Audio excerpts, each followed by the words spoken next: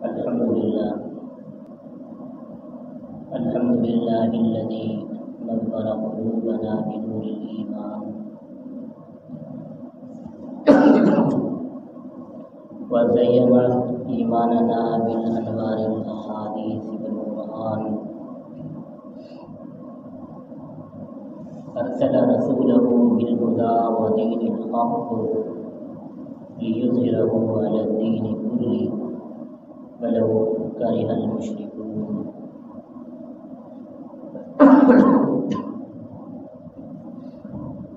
وصلى الله على النبي الكريم وعلى آله وصحبه وأهل بيته ومن تبعهم أجمعين. أما بعد، أعوذ بالله من الشيطان الرجيم. بسم الله الرحمن الرحيم. ولا يؤوده حفظهما وهو العلي العظيم. آمنت بالله صدق الله العظيم وبلغنا رسول النبي الصادق الأمين.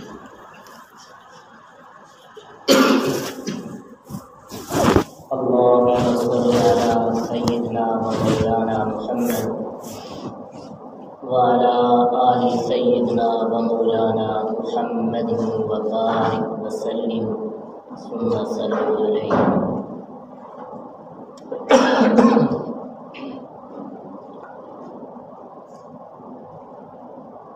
پچھلے سے پیوستہ جمعوں میں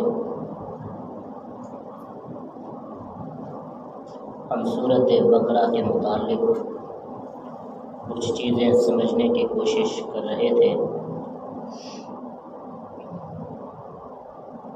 مشائخ نے فرمایا کہ سورۃ بقرہ کی پہلی 5 آیاتیں، درمیان کی 5 آیاتیں اور آخر کی 5 آیاتیں یہ اللہ تعالیٰ کی طرف سے اس امت کے لیے انمول تحفہ ہیں.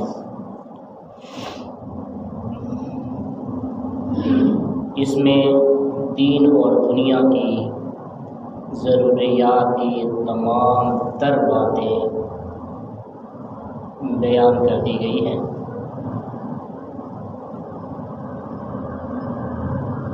اور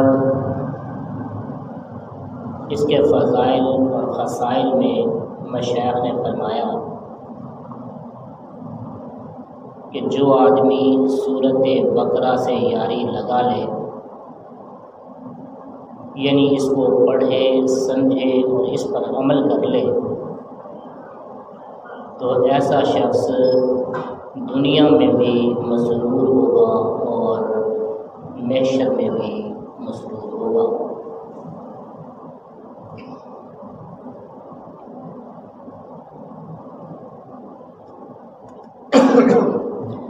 پہلی 5 آیاتوں کے بعد قرآن مجید کی اس صورت میں 2 آیاتیں ایسی ہیں کہ جن میں کفر اور کافروں کا تذکرہ کیا گیا ہے.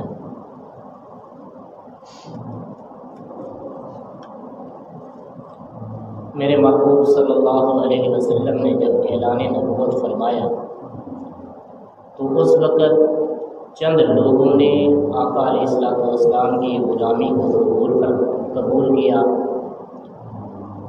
اصطلاح نے ان کا نام رکھا مسلمان، اور کچھ لوگوں نے اس دعوت کا انکار کیا، ایمان کو قبول نہ کیا. اصطلاح میں ان کا نام رکھا گیا کافر. اور کچھ لوگ ایسے تھے جو تھے کفر پر، بعد میں آ کر مسلمانوں میں شامل ہو گئے، اپنے آپ کو مسلمان ظاہر کرنے لگے، تو شرعی اصطلاح میں ان کا نام منافق پڑ گیا. جو کفر سے بھی زیادہ خطرناک طبقہ ہے۔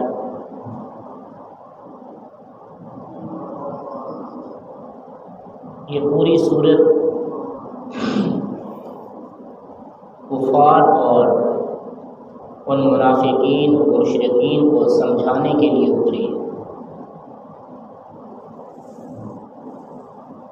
کافروں نے نبی علیہ السلام کے ساتھ جو جنگ و جدول کا معاملہ کیا اس میں تو وہ کامیاب ہو نہ سکے۔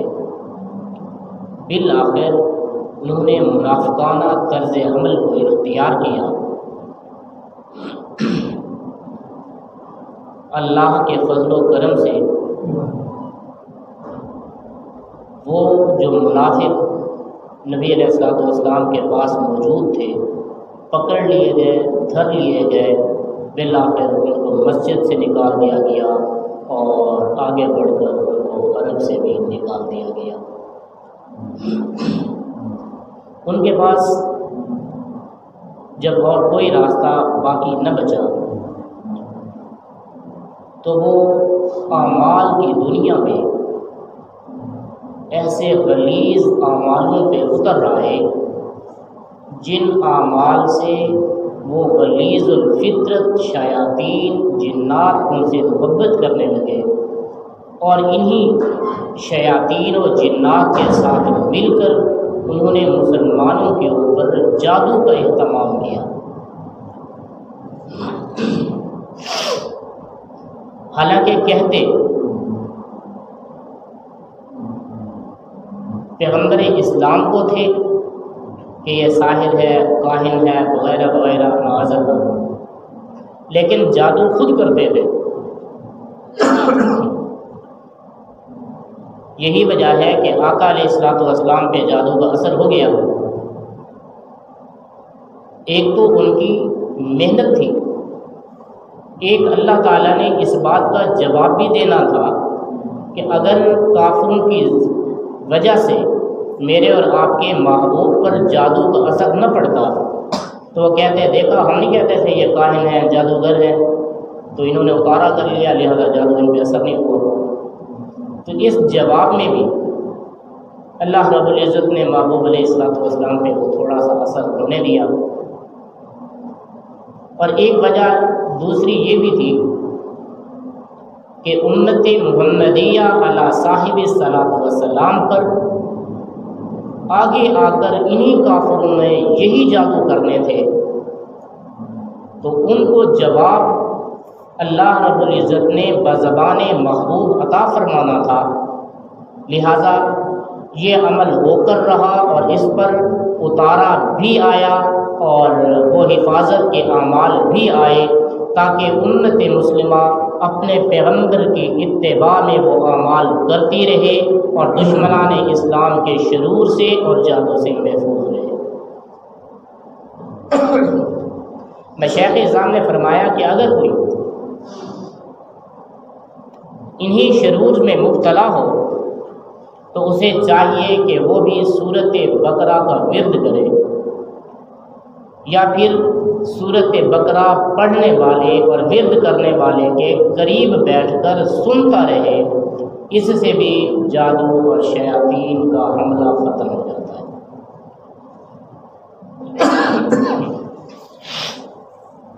آج ایک بات سمجھنے کی کوشش کرتے ہیں کہ یہ جادو ہے کیا چیز۔ اب جس عامل کے پاس جائیں اسے اپنی پریشانی بتائیں تو وہ فوراً کہہ دیتا ہے آپ پہ کالا جادو ہے، سفلی جادو ہے، پوربی جادو ہے، پیلا جادو ہے، سفید جادو ہے اور پوربی جادو ہے۔ سوال یہ ہے کہ یہ جادو ہے کیا چیز؟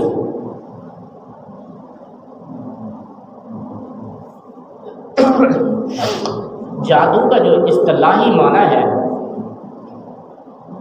وہ یہ ہے کہ کسی کے دماغ کو ایسے اعمال سے قابو کر لیا جائے جو اعمال کسی کو نظر نہیں آتے۔ مثال کے طور پر اگر میں کسی سے کہوں کہ پانی کا گلاس دے دے وہ جب جائے گا اور پانی لے کر آئے گا، یہ تو عمل نظر آ گیا کہ ساتھی گیا ہے، گلاس اٹھایا ہے، دھویا ہے، نل کا اس نے کھولا ہے، اس سے پانی لے کر آیا۔ اب یہ جو اسباب نظر آ رہے ہیں، جادو میں انہی اسباب کو خفیہ رکھا جاتا ہے۔ خفیہ رکھ کر جو عمل ظاہر کیا جاتا ہے اس عمل کا نام جادو ہے۔ یہ نہیں ہوتا کہ اسباب ہوتے بھی نہ ہوں، بغیر اسباب کے کام کرنا یہ صرف فطرت الہی ہے۔ اللہ رب العالمین کے بعد کائنات عالم میں ایسا کوئی شخص پیدا ہی نہیں ہوا، نہ انسانوں میں، نہ جنوں میں، نہ فرشتوں میں، کہ جو بغیر اسباب کے کچھ کام کر کے دکھائے۔ مگر جن اسباب کو مقصود وہ چھپا کر رکھا جاتا ہے، اسباب ہوتے اس پر بھی ہیں لیکن اس کو ظاہر نہیں کیا جاتا، جس طرح ہاتھ کی صفائی کہتے ہیں، آنکھوں کا بند کرنا کہتے ہیں، آنکھ مندر کرنا، بند کرنا۔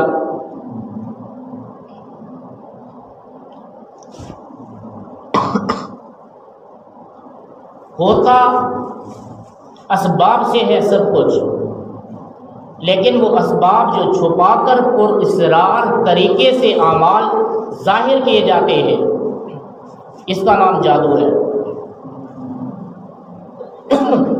یہ پر اسرار طریقے سے اثرات کو ظاہر کیسے کیا جاتا ہے؟ اس کے کئی سارے طریقے ہیں۔ ایک طریقہ ہے شیاطین کی صورت میں، جنات کی صورت میں کچھ منتقل کرنا، جو وہ کر دیتے ہیں، کسی کو نظر نہیں آتا۔ ایک ہوتا ہے کہ کسی کے دماغ کو تصورات کی دنیا میں بند کر لینا اور پھر اس پہ اپنا تصور نافذ کرنا، یہ بھی جادو ہے۔ اسے عام طور پر مسمرزم کا نام لیا جاتا ہے۔ ہندو بھی کرتے ہیں اور وہ گورے انگریز بھی کرتے ہیں، ہمارے مسلمان بھی کرتے ہیں۔ ایک ہوتا ہے کہ شوبدہ دکھانا، ایک ہوتا ہے اپنے اعمال کی نحوست کسی کی طرف منتقل کرنا۔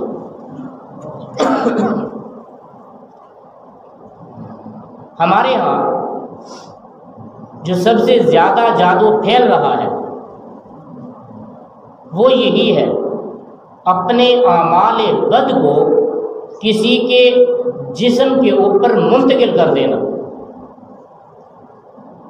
یاد رہے کہ جادو کی جتنی قسمیں ہیں، یہ ساری کی ساری قسمیں اسباب کو چھپا کر کی جاتی ہیں، مسمرزم کے ذریعے سے یا جنات کے ذریعے سے یا شعبدے بازی کے ذریعے سے یا پھر اللہ اور اللہ کے رسول کے اسماء حسنہ، کتاب مقدس، کتاب لا ریب، یا پھر اس جیسی دیگر شعار اسلام کی توہین کرنے سے یہ جو اثرات منتقل ہوتے ہیں یہ حق ہے، اور ان کے منتقل کے بعد جس طرح کرنے والا چاہتا ہے اسی طرح وہ مفعول جس کے اوپر کیا جا رہا ہے اس کے اعمال اسی طرح ہو جاتے ہیں، اس کا ذہن اسی طرح ہو جاتا ہے اور اس کے جسم پہ اثرات اسی طرح شامل ہو جاتے ہیں۔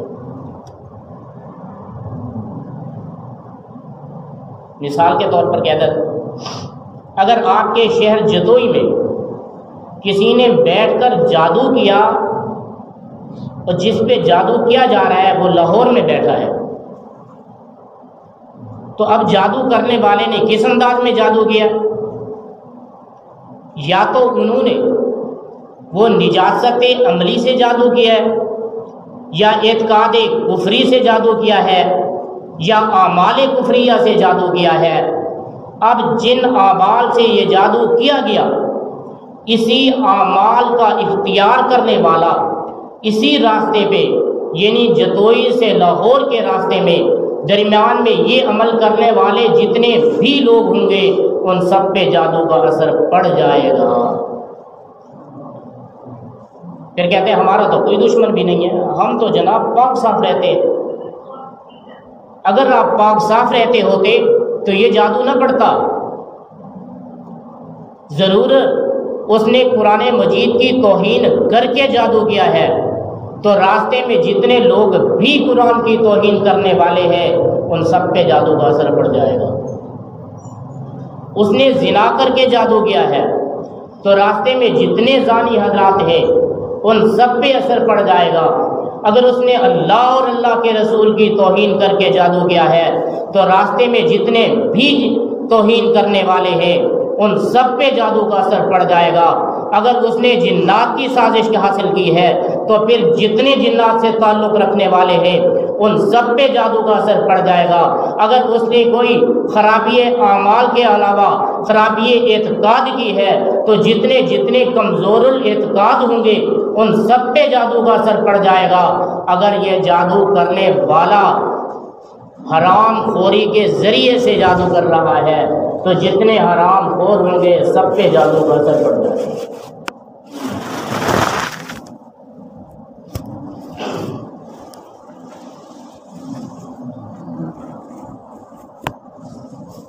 اب اس بات کو رسول اللہ صلی اللہ علیہ وآلہ وسلم سے نہ ملانا۔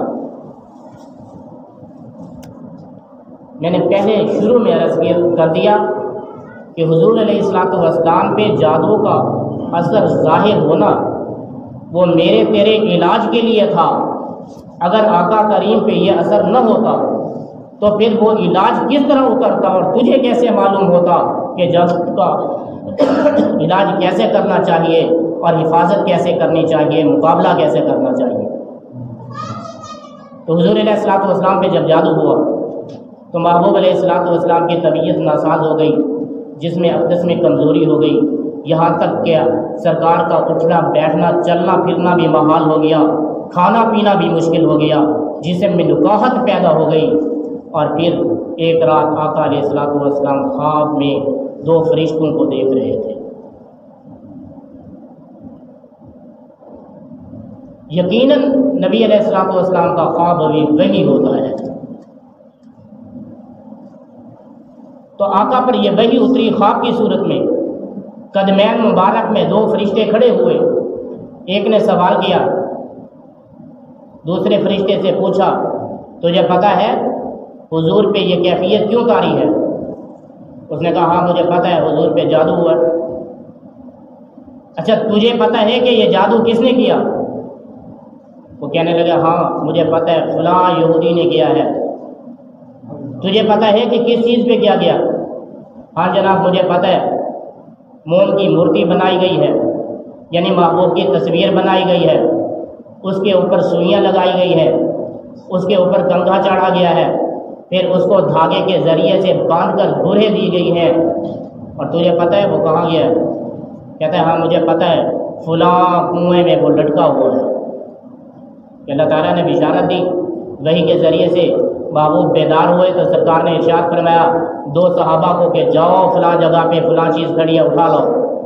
جب وہ لے کر آ گئے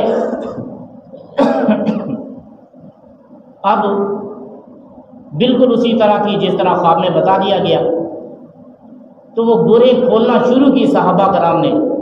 گرہیں اتنی مضبوط تھیں کہ صحابہ کرام زور لگا چکے تب بھی وہ کھلنے کا نام نہیں لے رہی تھی۔ تو ادھر سیدنا جبریل علیہ السلام تشریف لائے، تو میرے محبوب کو انہوں نے دو سورتیں سنوائی، قل اعوذ برب الفلق اور قل اعوذ برب الناس۔ عجیب بات یہ کہ آیتیں جو اتری ان کی تعداد بھی 11 آیاتوں کی تھی، اور جو اس پہ گرہیں لگی ہوئی تھیں وہ بھی 11 کی تعداد میں تھی۔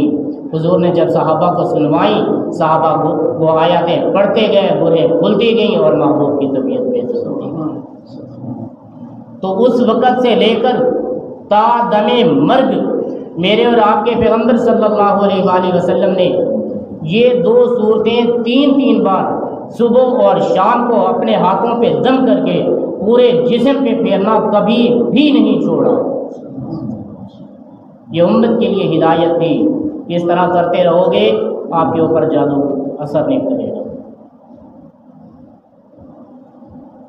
دیکھ لیجئے جناب موسیٰ علیہ السلام کو جب دشمن نے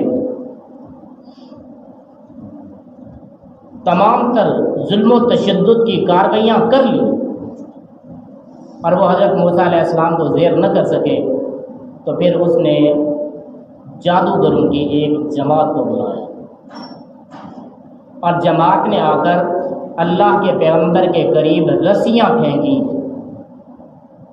کپڑے پھینکے، کچھ رسیاں پھینکی، اور وہ رسیاں سانپ بن کر نظر آنے لگ گئی۔ کیا توجہ؟ کیا کہا میں نے؟ سانپ نظر آنے لگ گئی۔ یہ جو فرماتے ہیں نا سانپ بن گئی، یہ اعتقادی کفر ہے۔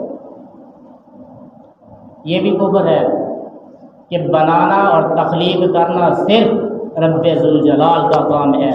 کوئی جادوگر بڑے سے بڑا جادوگر ہو، اپنی ایڑی چوٹی کا زور لگا لے، وہ ایک پتے کے برابر بھی دنیا میں کوئی چیز پیدا نہیں کر سکتا۔ اب یہ کہنا کہ ناک سانپ بن گئے تھے، حضور بنے نہیں تھے۔ موسیٰ علیہ السلام کی آنکھوں پہ انہوں نے اثر کیا تھا؟ میں نے پہلے بتایا کہ اسباب کو انہوں نے چھپا کر رکھا تھا۔ وہ کیا اسباب تھے؟ موسیٰ علیہ السلام کو نظر نہیں آئے، بس یہی نظر آئے کہ وہ سانپ ہے۔ تو وقت کے پیغمبر کو اللہ نے معجزہ عطا فرمایا تھا، انہوں نے بھی وہ اپنا عصا چھوڑا، وہ عصا سانپ کی طرح بنا اور اس نے اپنا منہ کھولا اور سارے نظر آنے والے سانپوں کو اس نے کھایا، نکل کر کھڑا ہو گیا۔ موسیٰ علیہ السلام نے اسے پکڑا تو وہی عصا تھا۔ یہ تو معجزہ ہے پیغمبر کا۔ اس کا سانپ بن جانا شرعی حیثیت سے صحیح ہے، مگر جب اس عصا نے سب کو نگل کر پھر اپنی ماہیت اختیار کر لی تو جتنے جادوگر بیٹھے تھے سب نے موسیٰ علیہ السلام کا کلمہ پڑھ کر اسلام کا اظہار کر دیا۔ کیوں؟ انہوں نے مافوق الفطرت جو یہ عمل کیا تھا یہی جادو تھا، اور جادو کے ذریعے سے انہوں نے وقت کے پیغمبر کی آنکھوں پر اثر کر دیا تاکہ پیغمبر کریم اس مسئلے کو دیکھ نہ سکیں اور سمجھ نہ سکیں کہ یہ کیفیت ہوئی کیا ہے۔ فلما القوا قال موسى ما جئتم به السحر ان الله سيبطل ان الله لا يصلح عمل المفسدين ويحق الله الحق بكلماته ولو كره المجرمون۔ اللہ تعالیٰ نے پھر اپنی آیاتیں بھی پیش کی، اپنی نشانیاں بھی پیش کی کہ دشمنوں اگر تم کچھ کر سکنے کی جرت میں ہو تو پھر اللہ بھی اپنے بندوں کو لاوارث نہیں چھوڑتے۔ آج کے دور میں یہی ہے کہ سب سے پہلے جو کفر کرتا ہے شیطان اس کے ساتھ تعاون کرتا ہے، وہ اعتقادی ہو یا اعمالی کفر ہو، شیطان اس کے ساتھ مومن ہوتا ہے۔ پھر اس کفر کے بعد جو آدمی کسی کو لڑانے کی کوشش کرتا ہے تو شیطان اس کے ساتھ بھی مومن ہوتا ہے۔ یقین کر لیجئے کہ جادو کے ذریعے سے دنیا میں ایک کام بھی اچھا کوئی نہیں کر سکتا۔ یہ جو اخبارات میں آیا پڑا ہوتا ہے نا، جادو کے ذریعے سے شادی کی بندش ختم، جادو کے ذریعے سے فلاں ختم، فلاں ختم، کاروبار کی رکاوٹیں ختم، بالکل غلط اور ناجائز چیز ہے۔ جادو کے ذریعے سے انسان لڑائی کروا سکتا ہے دو افراد کے درمیان، صلح ہرگز نہیں کرا سکتا۔ جادو کے ذریعے سے آپ کسی کو زنا کی دعوت دے سکتے ہیں، جادو کے ذریعے سے آپ کسی سے نکاح نہیں کر سکتے، جادو کے ذریعے سے آپ کسی کا کاروبار بند تو کروا سکتے ہیں، کھلوا نہیں سکتے۔ اور شیطان ان سے تعاون کرتا ہے، اِنَّهُ لَكُمْ عَدُوٌّ مُّبِينٌ، وہ تو تمہارا ہے ہی کھلا دشمن نظر سے، وہ کب چاہتا ہے تمہاری خیر خواہی۔ اور شیطان کا زور یہ ہے کہ بندے ما فوق الاسباب کی طرف آ کر اپنے پروردگار سے ہٹ جائے۔ پروردگار سے ہٹانے کے لیے یہ جن بھی تعاون کر رہے ہیں، شیطان بھی تعاون کر رہے ہیں، اور کچھ انسان شیطان الفطرت ہے وہ بھی یہی کام کر رہے ہیں تاکہ بندے کا دھیان پروردگار سے ہٹ جائے۔ تو سورۃ بقرہ وہ انمول تحفہ ہے کہ جس پہ بھی جادو ہو، کسی عامل کے پاس جانے کی ضرورت نہیں ہے، کسی پیر کے پاس جانے کی ضرورت نہیں ہے، کسی بھوپے کے پاس جانے کی ضرورت نہیں ہے۔ آدمی خود روز صبح کو اور شام کو سورۃ بقرہ کو تلاوت کرے یا تلاوت کرنے والے کے ساتھ بیٹھ کر اس کو سنتا رہے تو انشاءاللہ العزیز جادو کا اثر ظاہر چلا جائے گا۔ اور قرآن مجید کی اس صورت نے سب سے پہلے الف لام میم ذالک الکتاب کہہ کر یہ جو انسانیت کا رخ اس طرف موڑا ہے کہ تمہیں کوئی بھی ضرورت ہو یا اللہ سے لو لگاؤ یا رسول اللہ سے لو لگاؤ یا پھر اس کتاب سے لو لگاؤ تو آپ کی دنیا بھی بہتر ہو جائے گی اور آخرت بھی بہتر ہو جائے گی۔ لیکن ہمارا حال کیا ہے؟ ہم چھوٹے بازوں کی طرف بھاگتے ہیں، ہم ان جھوٹے پیروں کے پاس بھاگتے ہیں جس کو پہلا کیا دوسرا کلمہ کا بھی یاد نہیں ہے، جس کو وضو کے فرائض نہیں آتے ہیں، جس کو استنجا کے مسائل نہیں آتے ہیں، جسے غسل کا طریقہ نہیں آتا ہے، وہ ہمارے ہاں بیٹھ کر بڑے دعوے کرتا ہے اور پھر وہ اپنے اتنے اشتہارات لگوا کر ہماری اس بولی بھالی قوم سے 20 40 ہزار روپیہ وصول کر کے جادو کے ذریعے سے علاج کرتا ہے۔ پھر ہوتا کیا ہے؟ پھر آدمی روتا پھرتا ہے، جناب ہمیں ڈس لیا گیا، ہم سے یہ پیسے چھین لیے گئے، ہم سے فراڈ کر لیا گیا۔ آپ کو میں شروع میں یہ بات بتانا چلا ہوں کہ جادو کے ذریعے سے کبھی کسی کی خیر خواہی نہیں کی جا سکتی۔ اور دوسری بات، یہ جو جنات کے عامل بیٹھے ہوئے ہیں، یہ جو جنات کو حاضر کرتے ہیں، جنات کی وجہ سے کسی کی مرض بتا دیتے ہیں، جنات کی وجہ سے کہیں سے کوئی وہ جادو ٹونے تعویذ ٹاکے نکال کر دے دیتے ہیں، یہ سارا سراسر جھوٹ ہے۔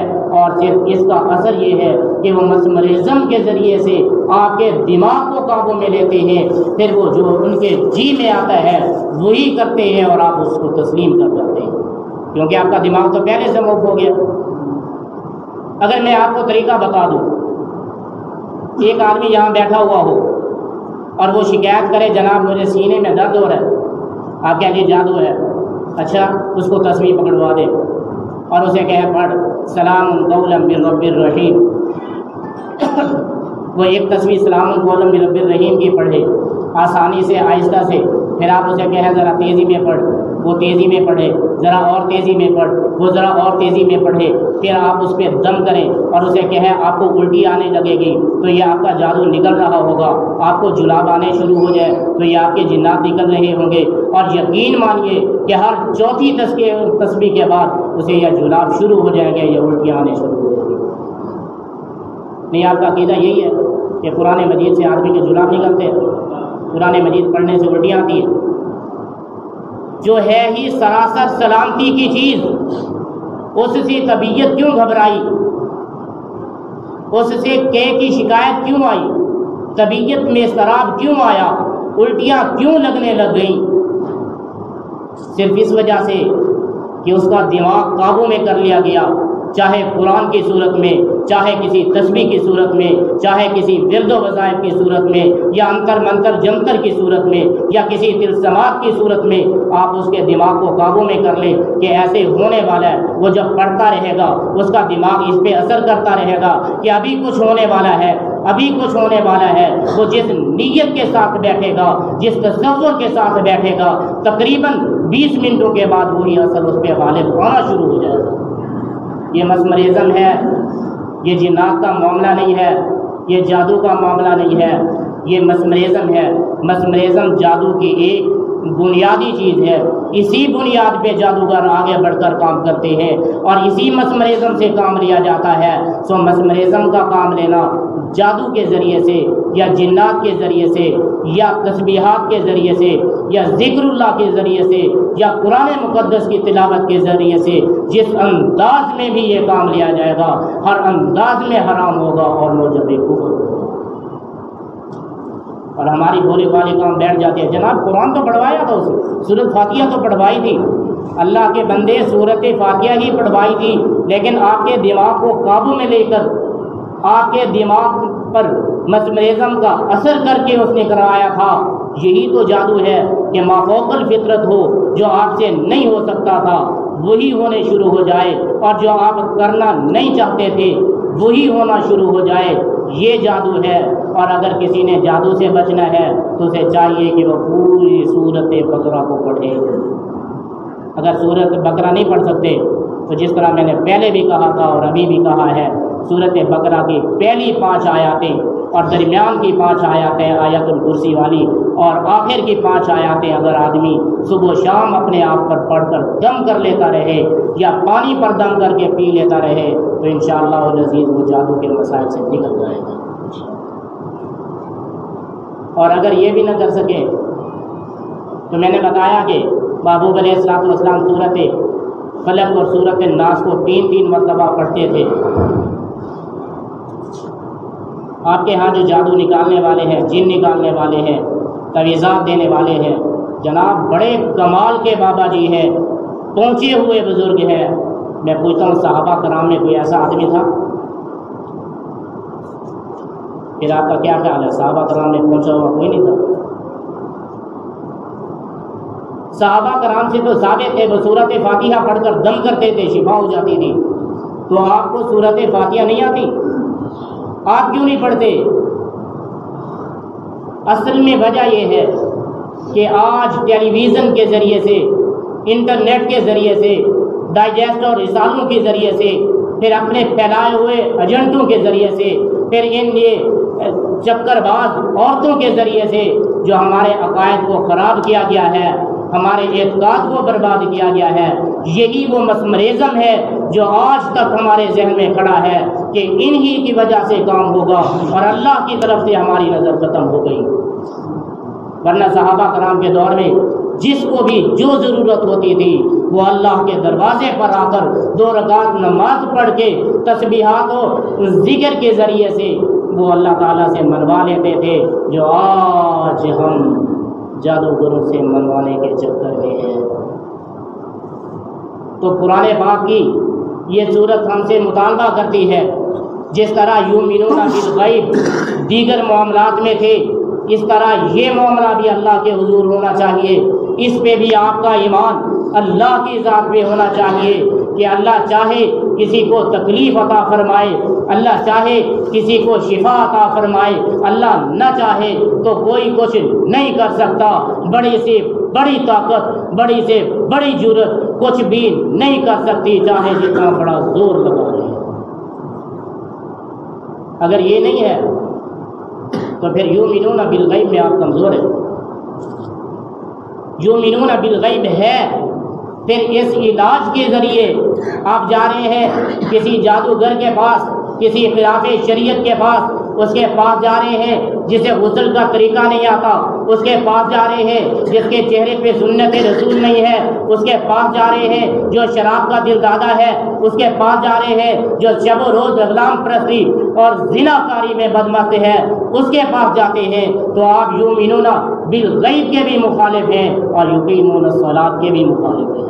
تمہیں چاہیے تھا کہ جو تکلیف تھی اللہ کے دروازے پہ آتے، یقیمون الصلاۃ نماز کو قائم کرتے، 2 رکعت نماز پڑھ لیتے، اور پھر مما رزقناہم ينفقون، تم میں سے جو تمہارے پاس جو کچھ اللہ نے دیا ہے اس میں سے صدقہ و خیرات کر لیتے۔ تو حضور علیہ السلام نے فرمایا ان الصدقۃ رد البلاء، صدقہ جو اختیار کرتا ہے اس کی بلاؤں کو رد کر دیا جاتا ہے۔ اگر آپ یہ صورت اختیار کر لیتے، نماز پڑھنے والی اور صدقہ خیرات کرنے والی، تو آپ کی تکلیفیں بھی جاتی رہتی اور آپ کا ایمان بھی برقرار رہتا۔ تو فقیر کی التجا یہ ہے، آؤ اللہ کے قرآن کی طرف اور رسول اللہ کی شریعت کی طرف، اور رسول اللہ صلی اللہ علیہ وسلم کی شریعت پہ یقین رکھتے ہوئے اللہ کے دروازے پہ اپنے سر کو جھکاؤ اور اللہ کے سامنے جھولیاں پھیلاؤ اور اپنے لیے مانگو، کائنات عالم کے لیے مانگو، اور ہر کچھ سب کچھ دینے والا وہی ہے جو سب کچھ کر سکتا ہے، اس کے سوا کوئی دینے والا نہیں ہے، چاہے وہ پیر ہو کے پیغمبر۔